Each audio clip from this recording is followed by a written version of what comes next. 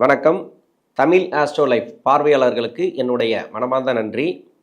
குரு வக்கர நிவர்த்தி கடந்த 2025 நவம்பர் மாதத்துலேருந்து எதிர்பார்த்த மாதிரி தசாபுத்தி ரீதியாக கெடுபலன்களை கொடுத்துருக்கிறார், நல்ல பலன்களை கொடுத்துருக்கிறார்.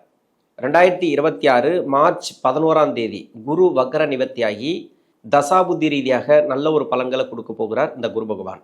உங்களுக்கு என்ன தசை நடக்குது அப்படிங்கிறத கமெண்ட் செக்ஷனில் பதிவு பண்ணுங்கள். விருச்சிக ராசி, கேட்டை நட்சத்திரம். இது புதனுடைய நட்சத்திரம். தசா காலங்கள் 17 வருடம். என்னோட கணக்குப்படி 10 வருஷம் நான் கணக்கில் எடுத்துக்கிறேன். உங்கள் சுய ஜாதகத்தில் என்ன தசா புத்தி இருப்பு இருக்கோ அதை நீங்கள் கணக்கில் வச்சுங்க. 10 வயசு வரைக்கும் புதன் தசை நடைமுறைக்கு வந்தால் பிறகு 7 வருடங்கள் கேது தசை. 10 + 7 17. 17 வயசுக்கு பிறகு 20 வருடங்கள் சுக்கிர தசை. 17 + 20 அப்படின்னாக்கா 37. ஒரு சில பேருக்கு 44 வயசு வரைக்கும் கூட சுக்கிரதசை முடிவுக்கு வருது. ஒரு சில பேருக்கு 30 வயசோட கூட அந்த சுக்கிரதசை அப்படிங்கிறது முடிவுக்கு வரும். அது உங்கள் சுய ஜாதக தசாபுத்தி இருப்பை பொறுத்து. ஏன்னா கேட்டை நட்சத்திரம் புதனுடைய நட்சத்திரம். இது 17 வருடங்கள் தசாபுத்தி. தசாபுத்தி இருப்புகள் ஒரு சில பேருக்கு 2 வருடம் இருக்கும், 7 வருடம் இருக்கும், 16 வருடங்கள் இருக்கலாம். அது உங்கள் சுய ஜாதகத்தில். அதே 2 மாதம் இருக்கும். அதாவது கேட்டை நட்சத்திரம் 4ஆம் பாதம் தசாபுத்தி இருப்பு 2 மாதம் 3 மாதம் இல்லைன்னா 6 மாதம் இருக்கும். அதாவது முடிவு பகுதியில் இருக்கும். மூல நட்சத்திரம் ஆரம்பிக்கிற ஸ்டேஜில் இருக்கும். அவங்கெல்லாம் மூல நட்சத்திர வீடியோ பார்த்தீங்கன்னா உங்களுக்கு கரெக்டாக இருக்கும். அதுக்கு முன்னாடி இந்த 3 வருஷம் 4 வருஷம் தசாபுத்தி இருப்புகள் இருக்கு இல்லையா, அவங்க மட்டும் அந்த கேட்டை நட்சத்திரத்தோட பதிவு பார்த்தீங்கன்னாக்கா உங்களுக்கு சிறப்பாக இருக்கும், பொருந்தி வரும்.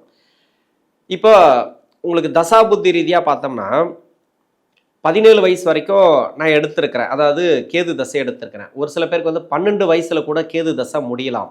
12 வயசுல இருந்து கூட சுக்கிர தசை ஆரம்பிக்கலாம். படிக்கிற காலகட்டத்தில் சுக்கிர தசை என்னோட கணக்குப்படி 20-22 வரைக்கும் எடுக்கிறேன்னு வச்சுக்கலாம். படிக்கிற காலகட்டத்தில் எந்த தசையாக இருந்தாலும் சரி, அதாவது கேது தசை இல்லைனா சுக்கிர தசை, 2 தவிர வேறு எதுவும் வராது. எதுவாக இருந்தாலும் சரி, அதாவது 3ஆம் பாதம் 4ஆம் பாதத்தில் இருக்கிறவங்களுக்கு சுக்கிர தசை வரும். முதல் பாதத்தில் இருக்கிறவங்களுக்கு கேது தசை வரும். அது மாதிரி எடுத்துங்க. இருந்தாலும் என்ன தசை நடந்தாலும் படிக்கிறது சிறப்பு. ஏன்னா கேட்டை நட்சத்திரம் அப்படிங்கிறது நிறைய பேர் பிரச்சனைகளுக்குள்ளாகிறாங்க. ஏன்னா இந்த நட்சத்திரம் புதனுடைய நட்சத்திரம். தசா நடத்தக்கூடிய ஒவ்வொரு தசையும் பார்த்தீங்கன்னாக்கா நிறைய மாற்றங்களை கொடுக்கக்கூடிய தசை. இளம் வயதில் சுக்கிர தசை மாட்டிக்கும். அதனால் இந்த ராசிக்கு சுக்கிர தசை அந்த அளவுக்கு நன்மை செய்யாது, அதாவது கெடுதலும் செய்யாது, நியூட்ரல்.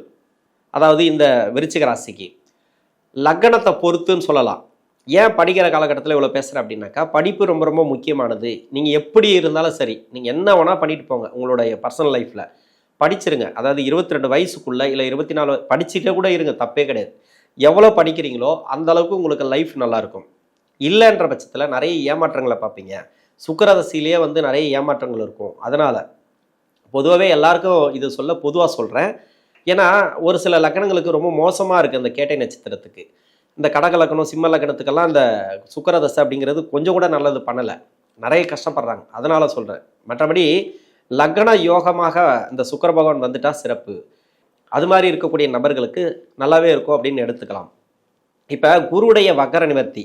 இந்த குருவுடைய வக்கர நிவர்த்தி இந்த கேட்டை நட்சத்திரக்காரர்களுக்கு ராசிக்கு 8ஆம் இடத்துல வக்கர நிவர்த்தி ஆகிறார். சொந்த நட்சத்திரம், அதாவது புனர்பூச நட்சத்திரம். இந்த ராசிக்கு 2ஆம் அதிபதி 5க்குடைய கிரகம் குரு.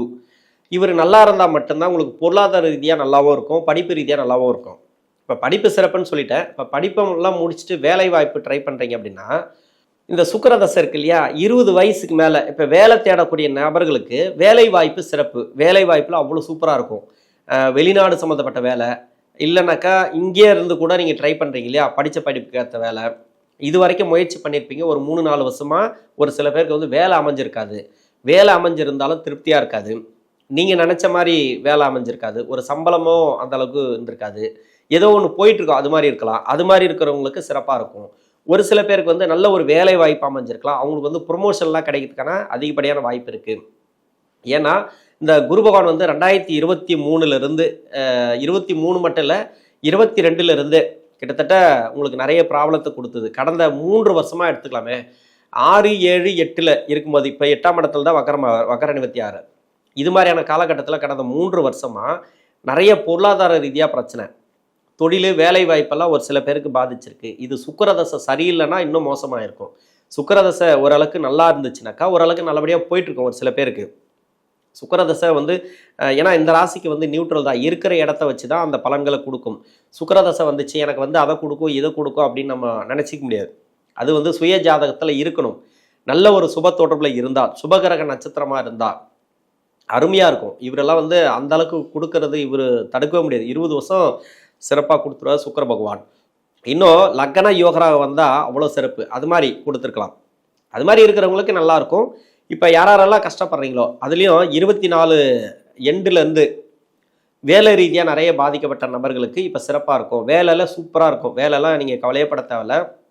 ஏன்னா 24 தான் நிறைய பேருக்கு வந்து வேலை பிரச்சனை வந்தது. 24 எண்டுலேருந்து 25 கூட வந்தவங்களுக்கு 24 அந்த பிரச்சனை ஆரம்பிச்சிருக்கும். வேலை ரீதியாக கொஞ்சம் ஸ்ட்ரகிள் ஏதோ ஒன்று. இப்போ வந்து ஒரு பிரச்சனையாகி வேலையில் விட்டு வெளியே வந்திருப்பாங்க இல்லையா, அவங்களுக்கெல்லாம் என்ன காரணம்னா 24 அந்த பிரச்சனை ஸ்டார்ட் ஆகிருக்கும்.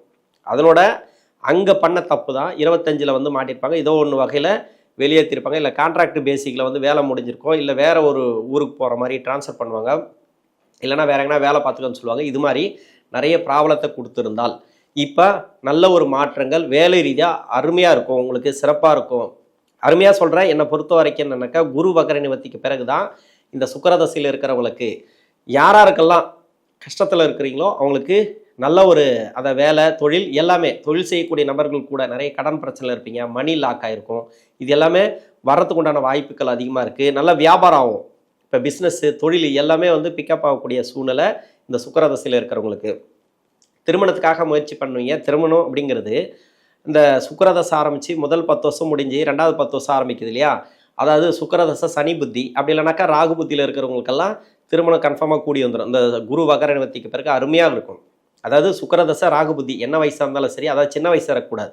அதாவது 18 வயசுக்குள்ளே 20 வயசுக்குள்ளே இல்லை படிக்கிற காலகட்டத்தில் இவங்களுக்கெல்லாம் திருமணம் கூடி வந்துருமான்னு சொல்ல முடியாது.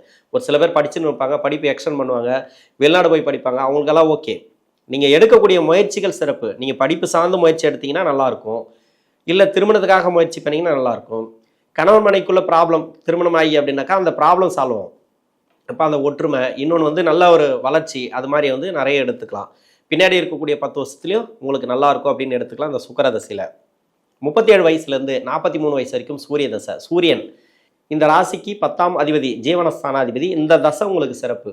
எங்கே இருந்தாலும் சரி தொழில் நல்லாயிருக்கும். ஒரு சில காலமாக அதாவது கடந்த 3 வருஷமாக தொழிலில் நிறைய பிரச்சனைகளை அனுபவிச்சிருப்பீங்க. வருமான குறைபாடு இல்லைனாக்கா மணி லாக் ஆகிருக்குது. இது மாதிரியெல்லாம் பிரச்சனைகள் வந்திருந்தால் இப்போ உங்களுக்கு நல்ல ஒரு முன்னேற்றங்களை கொடுக்கும். திடீர் பண வரவு, திடீர் அதிர்ஷ்டங்கள் அது மாதிரிலாம் நிறைய கொடுக்கும். திருமணத்தில் வந்து நிறைய ப்ராப்ளம் இருந்ததுன்னா கணவன் மனைக்குள்ள ஒற்றுமை இல்லாமலாம் ஒரு சில பேர் இருப்பாங்க. ஏன்னா நீச தசை பண்ணிச்சுன்னு வச்சுக்கலாம். சூரியன் நீசமாகி தசை பண்ணாலோ, நீச பங்க ராஜயோகத்திலேருந்து தசை பண்ணாலோ, அதாவது பரிவர்த்தனை இல்லை அவர் கூடவே இருக்கிறது 12ஆம் இடத்துலேருந்து பண்ணால் இதெல்லாம் நிறைய பிரச்சனைகளை கொடுத்துருக்கலாம் ஒரு சில பேருக்கு மட்டும். இது தொழில் செய்கிறவங்களுக்கும் வேலை செய்கிறவங்களுக்கும் இருந்திருக்கலாம். இது எல்லாமே இப்போது இந்த வக்ர நிவர்த்திக்கு பிறகு நல்ல ஒரு மாற்றங்களை நீங்கள் எதிர்பார்க்கலாம். 43 வயசுலேருந்து 53 வயசு வரைக்கும் சந்திர தசை. சந்திரன் இந்த நட்சத்திரம் பார்த்தீங்கன்னாக்கா இந்த தசை மெயினாக எப்படி இருக்குன்னு இங்கேயே சொல்லிடலாம். ஏன்னா இந்த கேட்டை நட்சத்திரத்தில் தான் சந்திரன் இருக்கிறார். ஒரு கிரகம் தசை நடத்துதுன்னா அந்த தசை நடத்தக்கூடிய கிரகம் எந்த நட்சத்திரத்தில் இருக்குது, அந்த நட்சத்திராதிபதி யார், யோகாதிபதியா இல்லை அவயோகம் செய்யக்கூடிய கிரகமா, அந்த நட்சத்திராதிபதி எங்கே இருக்காரு, எப்படி இருக்காரு, எந்த ஒரு பாவத்தில் இருக்குது, அந்த இடத்துல இருந்து அவர் எங்கே இருக்காரு, அது மாதிரிலாம் நிறைய கால்குலேஷன் இருக்குது. அது வந்து வேற ஒரு தசைக்கு அப்படி சொல்லலாம். இந்த தசைக்கு இப்படியே சொல்லிடலாம், கரெக்டாகவும் சொல்லிடலாம். ஏன்னா கேட்டை நட்சத்திரத்தில் இருக்கக்கூடிய சந்திர பகவான் அட்டமாதிபதி, அதாவது அஷ்டமாதிபதியோட நட்சத்திரத்தில் இருக்கிறார். இந்த ராசிக்கு 8ஆம் அதிபதினு சொல்லக்கூடியவர் தான் இந்த புதன். புதனோட நட்சத்திரம். இந்த நட்சத்திரத்தில் இருக்கிறவங்க அந்த சந்திர தசையில் இருக்கிறவங்க ரொம்ப கவனமாக தொழில் பண்ணணும். நான் வந்து பயங்காட்டலை. ஒரு சில பேருக்கு வந்து நீச பரிவர்த்தனை, அந்த செவ்வாய் வந்து நீசமாகி பரிவர்த்தனையாகி இங்கே வந்து உட்காந்துருவார், அவர் அங்கே போயிடுவார்.